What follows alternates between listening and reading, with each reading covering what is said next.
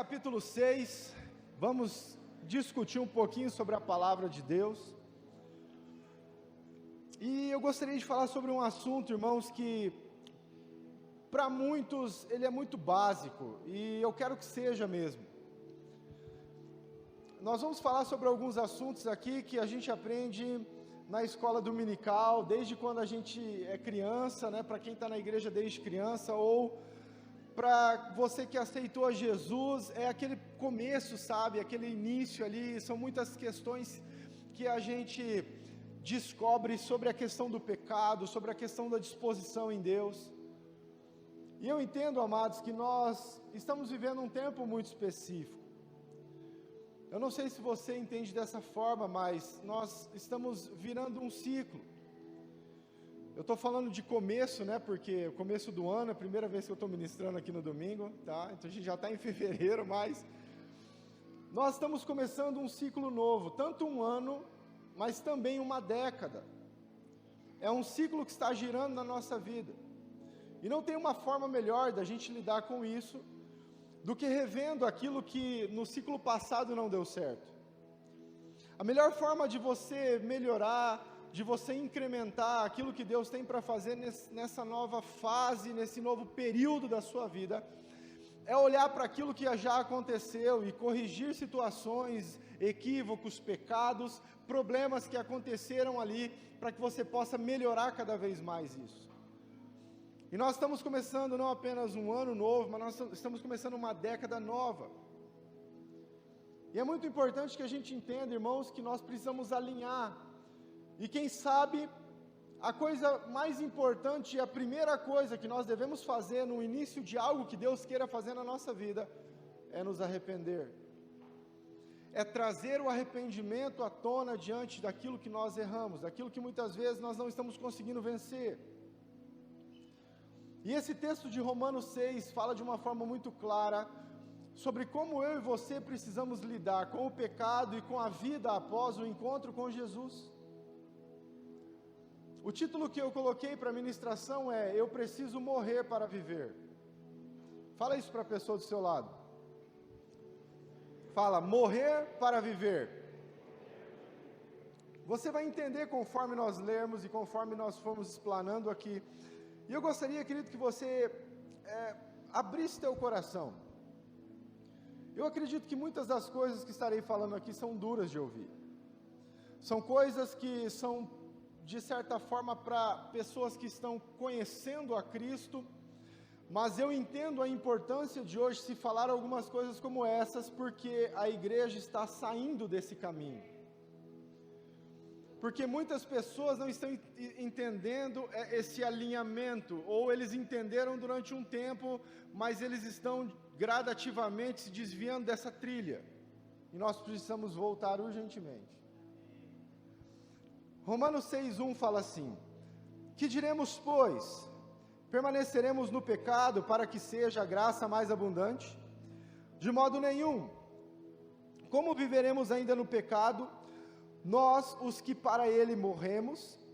Ou porventura ignorais que todos nós que fomos batizados em Cristo Jesus, fomos batizados na sua morte? Fomos, pois, sepultados com ele na morte pelo batismo, para que, como Cristo foi ressuscitado dentre os mortos, pela glória do Pai, assim também andemos nós em novidade de vida.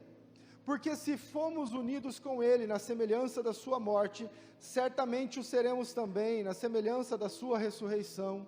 Sabendo isto, que foi crucificado com Ele nosso velho homem, para que o corpo do pecado seja destruído, e não sirvamos o pecado como escravos.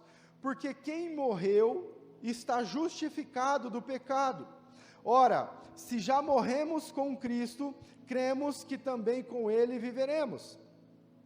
Sabedores de que, havendo Cristo ressuscitado dentre os mortos, já não morre, a morte já não tem domínio sobre ele, pois quanto a ter morrido, de uma vez para sempre morreu para o pecado, mas quanto a viver, vive para Deus. Assim também vós considerai-vos mortos para o pecado, mas vivos para Deus em Cristo Jesus. Não reine, portanto, o pecado em vosso corpo mortal, de maneira que obedeçais às vossas paixões. Nem ofereçais cada um os membros do seu corpo ao pecado, como instrumentos de iniquidade, mas oferecei-vos a Deus como ressurreto dentre os mortos, e os vossos membros a Deus como instrumentos de justiça. Porque o pecado não terá domínio sobre vós, pois não estáis debaixo da lei, e sim da graça. Pai, nós te exaltamos pela tua palavra, Senhor. Nós bendizemos porque o Senhor tem o desejo de trazer vida sobre nós, tem alinhamento, correção, e nós precisamos que essa palavra entre no nosso coração, Senhor, a tua palavra de vida.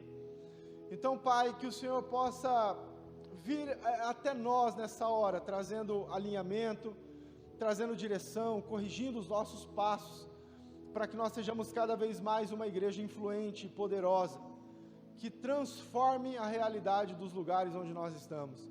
Em nome de Jesus, amém.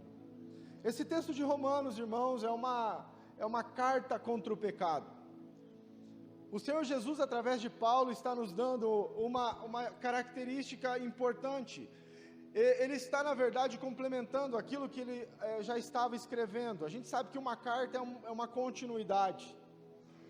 Os capítulos foram inseridos depois, então Paulo está nada mais, nada menos do que continuando aquilo que ele estava falando no capítulo 5. E no capítulo 5 de Romanos, Paulo está falando sobre Adão e Jesus, ele está falando sobre aquele que trouxe o pecado para o mundo e aquele que tirou o pecado do mundo. Ele está falando sobre aquele que resolveu, aquele que manifestou a injustiça e aquele que trouxe a libertação da injustiça. E aí o versículo 20 do capítulo 5, por favor, atente lá, fala assim: sobreveio a lei para que avultasse o pecado e a ofensa. Mas onde abundou o pecado, superabundou a graça. Esse versículo 20 está falando, olha, a lei foi criada para mostrar que você é pecador. A lei foi criada para mostrar o pecado. Ela foi criada para potencializar o pecado. Mas Jesus veio e trouxe a sua graça, e por mais que fôssemos pecadores, e por mais que fôssemos muito pecadores, esta graça veio sobre nós, e ela é sobremaneira maior do que o pecado nas nossas vidas. Ela é muito mais intensa, ela é muito mais poderosa. E aí Paulo começa no capítulo 6, trazendo uma indagação. Ele fala, peraí, se a graça cada vez é mais poderosa que o pecado, quer dizer então que viveremos pecando para que essa graça seja cada vez maior? E ele começa o texto trazendo essas questões sobre nós. Ele começa o texto trazendo essas questões sobre a igreja. Pode a igreja viver pecando para que essa graça aumente cada vez mais? E Paulo tem uma resposta muito específica. Ele fala, de modo nenhum, de maneira nenhuma. Isso não é aceitável, isso não é digno, isso não é correto. Primeira coisa que eu gostaria de entrar e falar com você, irmãos, é que o pecado para nós não é uma opção. O pecado para mim e para você, na vida que nós decidimos viver com Cristo, não é algo que eu escolho fazer ou não fazer. Eu decido morrer para Ele, ponto final, acabou. Pecado não faz parte de quem eu sou. Sabe, amados, nós vivemos um tempo em que a igreja está falando muito sobre avivamento, e fala conferências sobre avivamento, e são muitas pregações sobre avivamento, mas a gente quase não fala sobre arrependimento. E não tem como ter avivamento se não tiver arrependimento. E muitas pessoas hoje estão querendo viver uma vida cheia do avivamento com zero arrependimento. Elas estão querendo esfregar uma lâmpada mágica e estalar os dedos e falar, Deus, apareça para mim. Eu vou viver da forma que eu quero, eu vou viver do jeito que eu desejo, mas eu quero, Senhor, que o Senhor seja o meu garçom, o meu mordomo, e me atenda quando eu tiver necessidade. Infelizmente, amados, essa é a realidade de uma boa parte da igreja hoje. Pessoas que não decidiram lutar contra o pecado. pessoas que já não têm mais vontade de lutar contra o pecado, pessoas que não estão mais interessadas em ter essa luta, que não se sentem mal pelo fato do pecado ocuparem as suas vidas.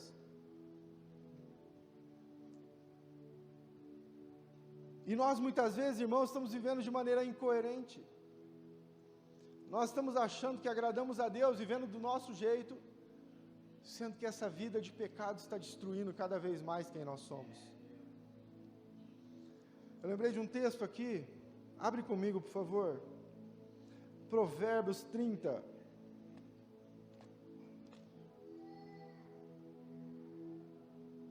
Só vamos conferir. Provérbios capítulo 30, versículo 12.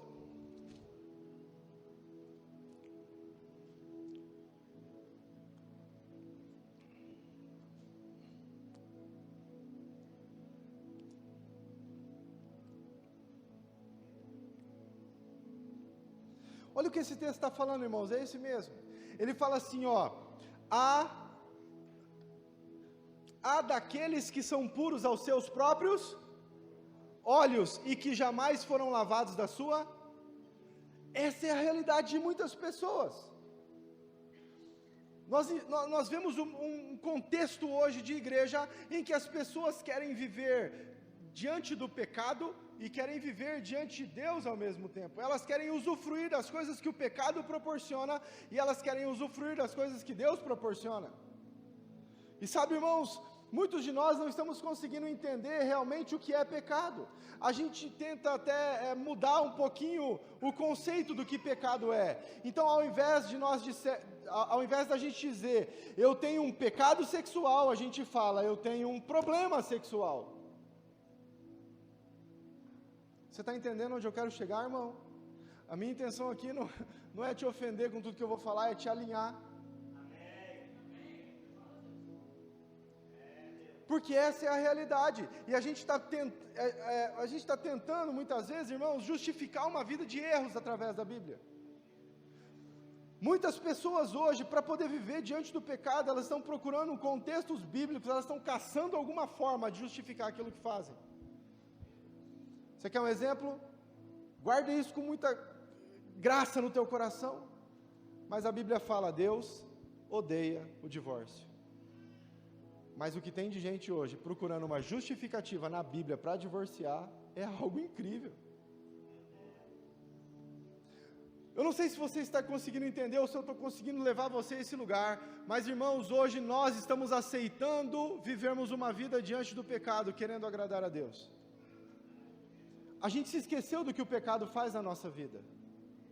A gente se esqueceu do poder que ele tem, a gente se esqueceu daquilo que ele gera sobre nós. Abre tua Bíblia em João 8 comigo.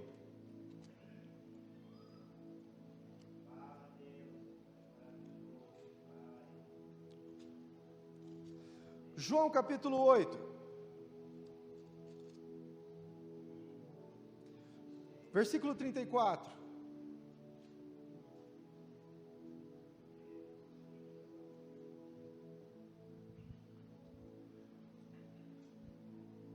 Essa passagem é incrível. Versículo 32 fala assim, conhecereis a verdade vos Mas vamos para o 34. 34 fala assim, replicou-lhe Jesus, em verdade vos digo, que todo que comete pecado todo que comete pecado é escravo. Então não existe um lugar, não existe uma situação em que eu possa viver diante do pecado e ser livre em Deus ao mesmo tempo. 35, o escravo não fica sempre na casa, o filho sim, para sempre. Se, pois, o filho vos libertar, verdadeiramente sereis livres. Você sabe o que está escrito em Romanos 6, 23? Abre lá se você não sabe. Romanos 6, 23. Vamos ler o 22 também.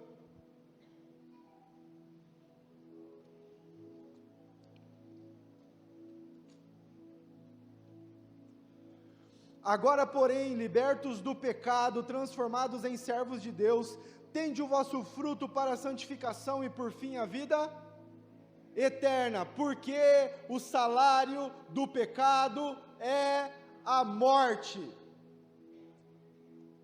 É isso que o pecado gera nas nossas vidas, escravidão, morte. E é interessante, irmãos, que esse texto está falando, no versículo 22, ele fala sobre vida eterna, no 23 ele fala sobre morte eterna. Nada de bom sai do pecado, ele vai te gerar prazeres que logo, logo destruirão a sua vida. E quando eu e você entregamos a nossa vida para Jesus, nós precisamos entender que o pecado não é mais uma opção, seja o revelado, seja o escondido. Eu não tenho mais essa opção, eu não posso mais aceitar isso na minha vida. 1 João capítulo 3.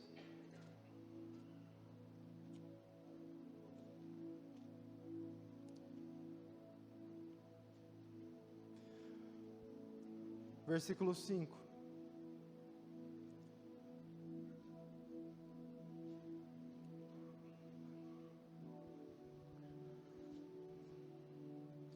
Amém? Sabeis também que ele se manifestou para tirar os pecados e nele não existe. Todo aquele que permanece nele não vive pecando. Todo aquele que vive pecando não o viu nem o conheceu. Se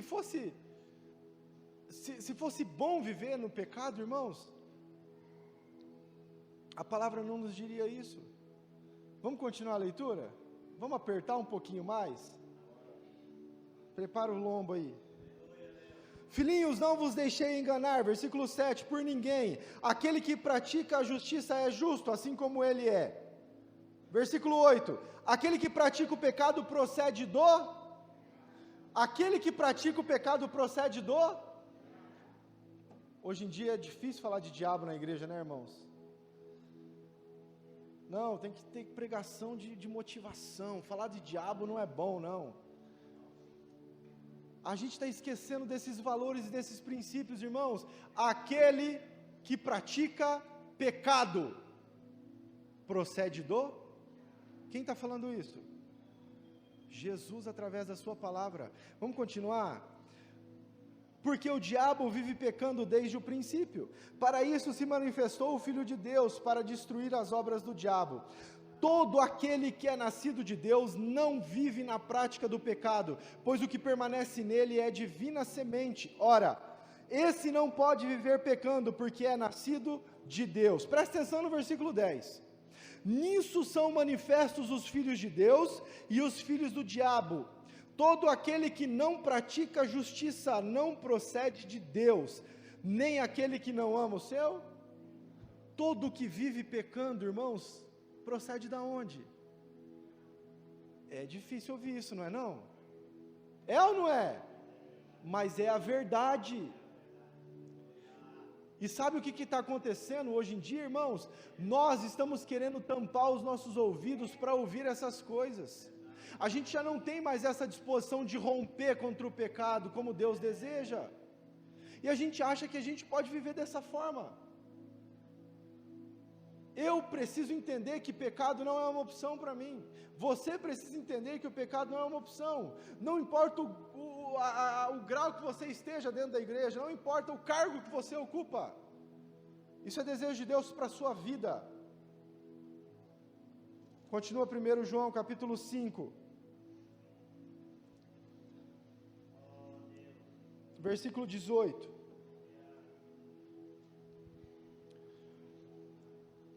Sabemos que todo aquele que é nascido de Deus não vive em...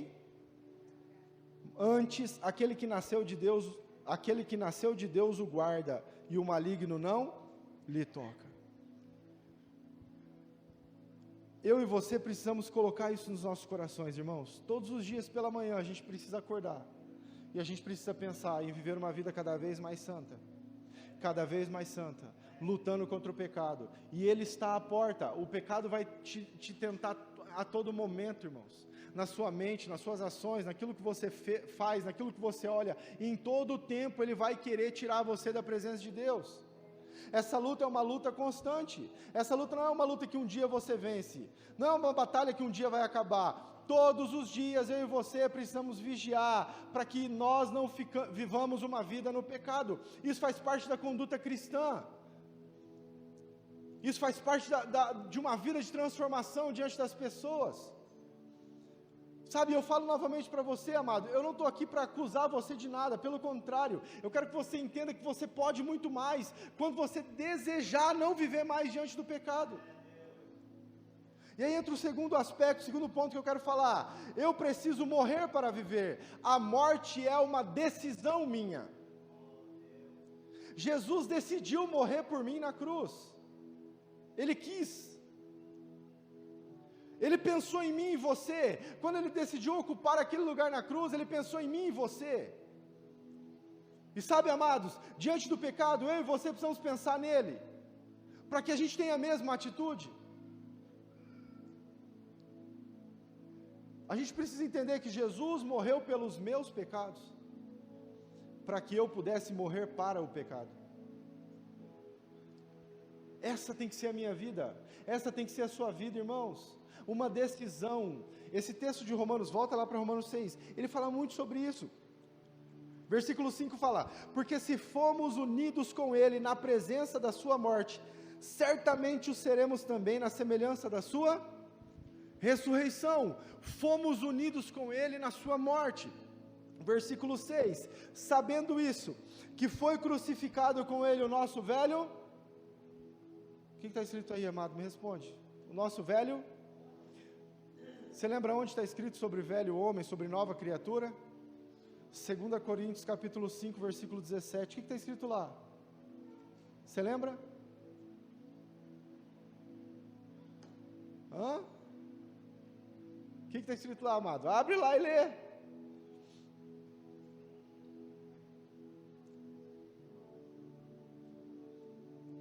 Nós fomos feitos nova criatura. As coisas velhas ficaram, eis que tudo se fez, ou eu ando vida nova, ou eu ando velho homem, não tem como ser as duas coisas. Mas em muitos momentos, nós estamos vendo a realidade de uma igreja que está querendo ser as duas coisas. Eu estou querendo ser velho homem para satisfazer os meus desejos, mas quando eu estou na presença eu sou nova criatura, para poder, sei lá, receber alguma coisa de Deus.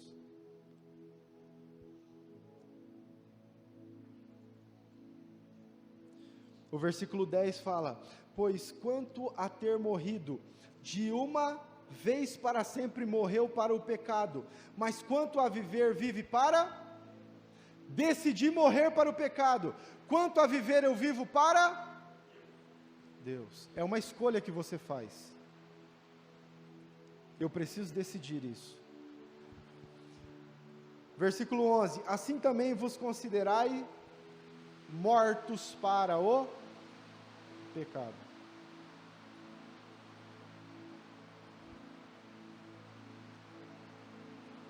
Isso aqui, irmãos, é uma decisão que nós precisamos ter. Quando Paulo, em Gálatas capítulo 2, versículo 20 fala, logo já não sou eu mais quem vive, mas Cristo vive em mim, Paulo está dizendo, eu decidi morrer, para que Ele viva em mim. Eu decidi que não importa mais as coisas, para que Ele viva em mim. Filipenses capítulo 3 fala sobre isso, eu decidi perder tudo para ganhar a Cristo. Vamos abrir lá? Quero que você leia esse texto comigo.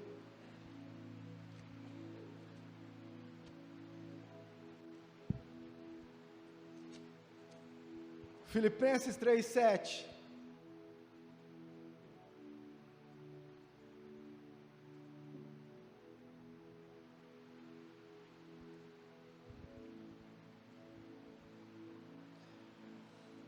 Mas o que para mim era lucro, isso considerei perda por causa de Cristo.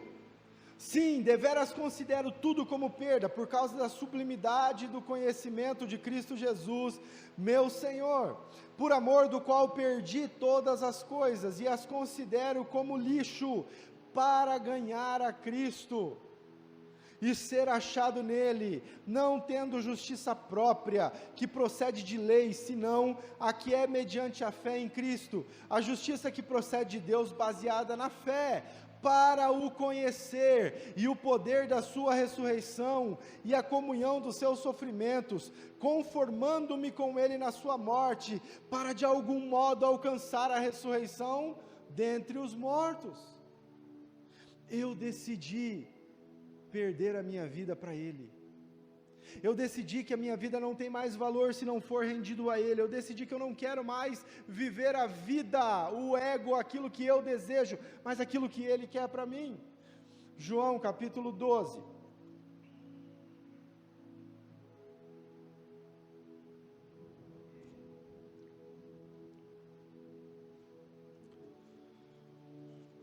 Versículo 24.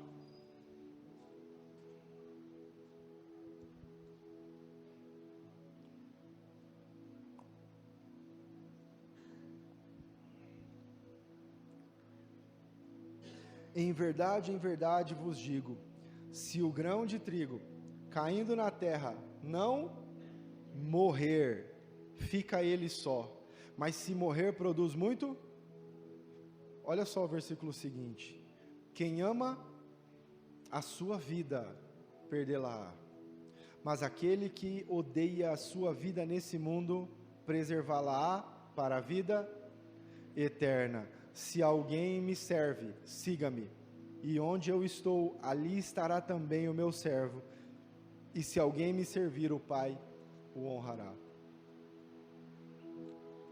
Eu quero te fazer uma pergunta, irmãos. Você decidiu perder a sua vida por ele?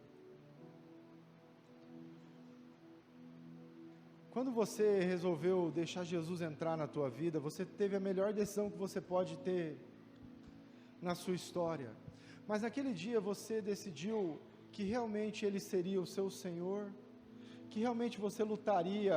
Eu não estou falando de perfeição aqui, queridos. Quem sabe você está pensando, nossa, mas tudo isso é quase impossível. Não, é possível, porque se está na palavra é possível, mas eu estou dizendo sobre a intenção, o desejo, a vontade de querer fazer algo diferente, ser algo diferente, de querer manifestar Jesus de uma forma diferente. Sabe, o Senhor falou comigo algo, eu tenho falado isso há alguns dias já. A Bíblia não foi escrita para você ser melhor, não pense isso.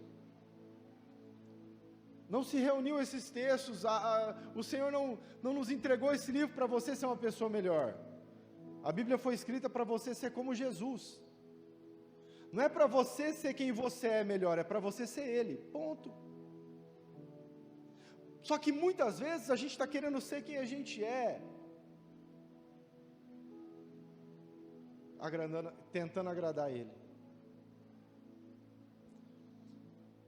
E sabe, irmãos, Deus te criou desse jeito, do jeito que você é, para potencializar isso sobre a tua vida. Você tem um chamado, você tem um ministério, você tem um dom específico, existe algo poderoso na sua vida, mas você precisa entregar a tua vida a Ele, para que Ele libere isso sobre você, para que Ele dispense isso sobre a tua vida. E aí o último aspecto que eu quero conversar com você, está no versículo 4 de Romanos capítulo 6, volta lá, já vai terminar aqui. Versículo 4, volta lá, irmão, quero que você leia comigo.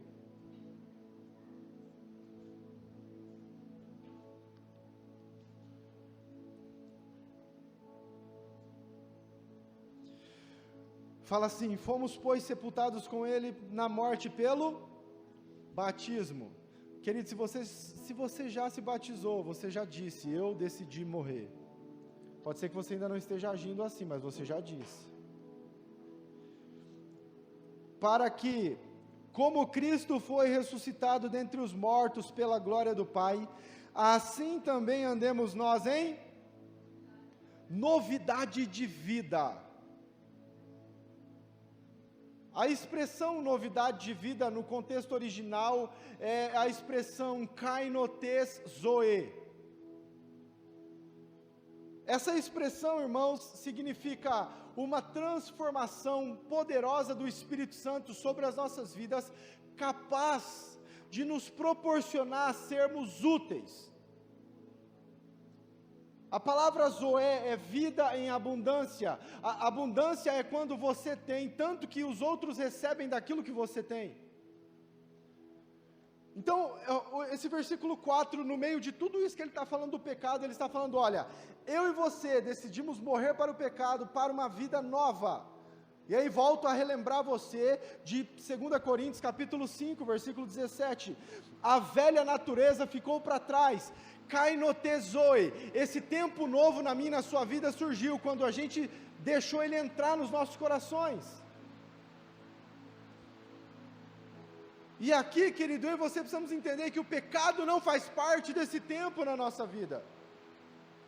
E se nós não estamos vivendo essa vida em abundância, alguma área da nossa vida ainda está sendo drenada pelo pecado. E hoje é o dia de você refletir sobre isso. Algum aspecto ainda precisa ser corrigido. Novidade de vida é aquilo que Jesus coloca para nós ali quando ele está no Sermão do Monte, Mateus capítulo 5, 6 e 7.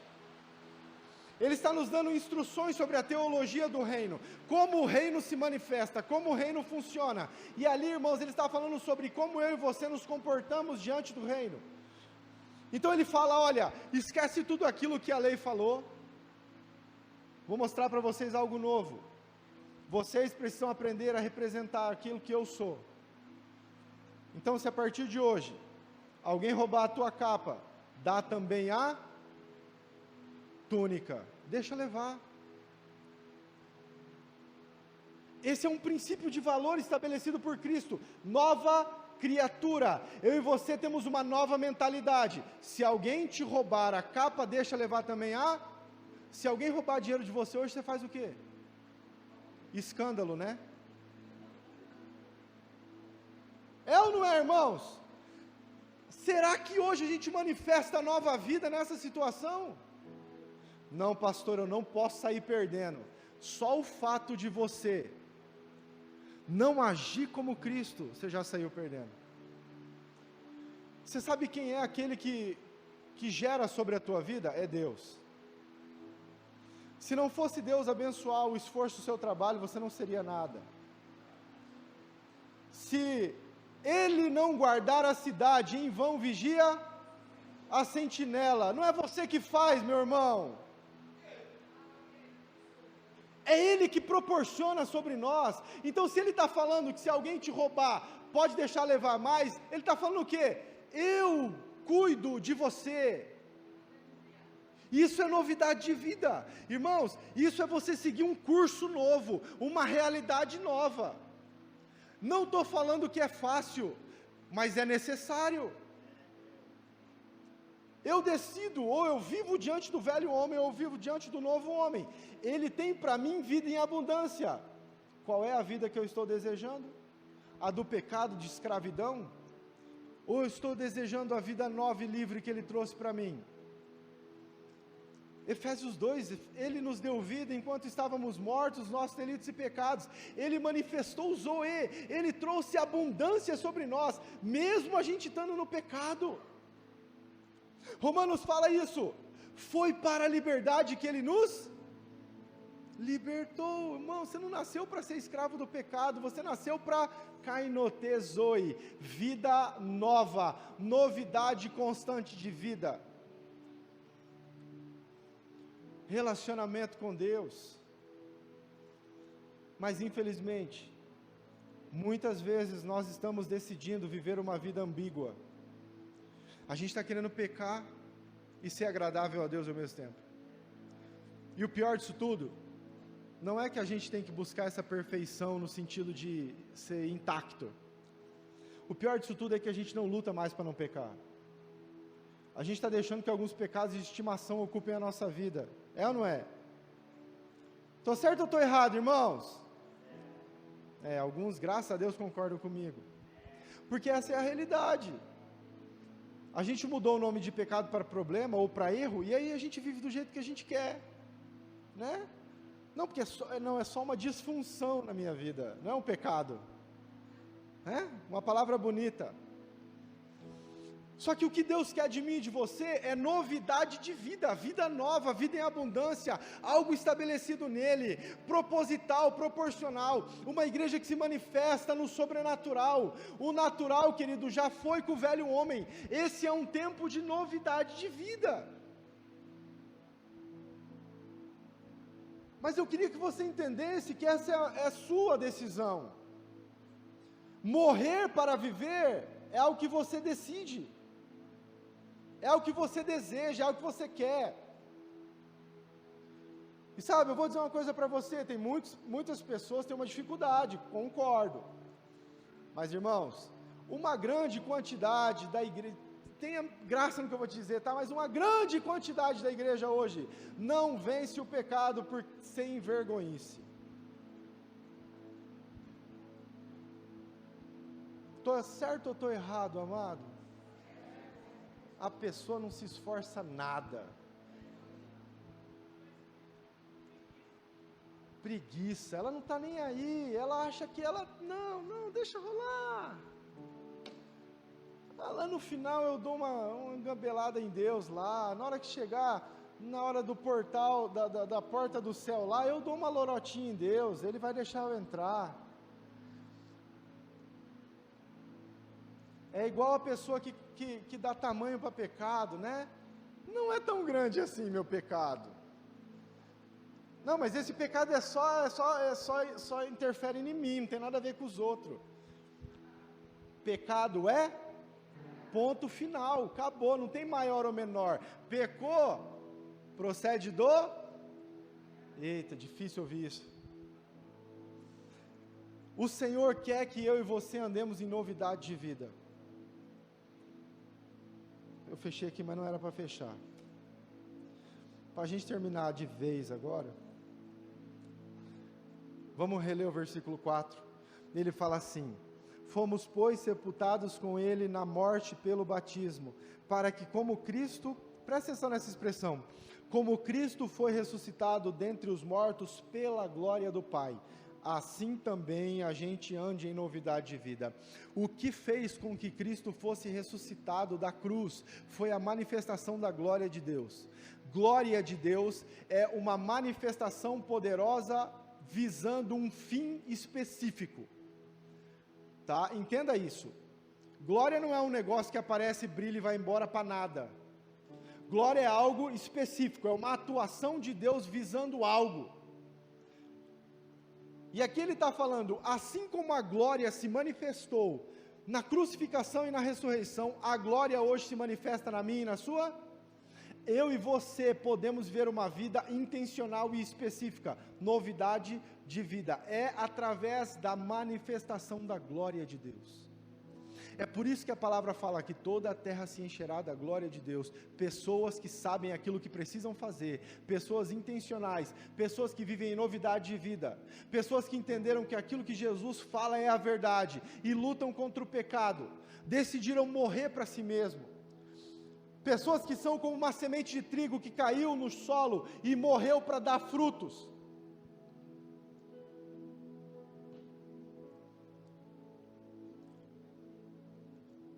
Eu e você precisamos trazer isso para as nossas vidas, irmãos. Não aceite mais o pecado em você. Não aceite mais o pecado. Ele vai te sugerir muitas coisas, mas diga não. Aprenda a dizer não, principalmente para isso. Decida morrer nesse tempo para suas paixões, para suas vontades, para que o Senhor possa fazer aquilo que Ele deseja através da sua vida. Você é uma revolução ambulante, irmãos. As transformações que os casais precisam estar em você. As transformações que as famílias precisam estar em você.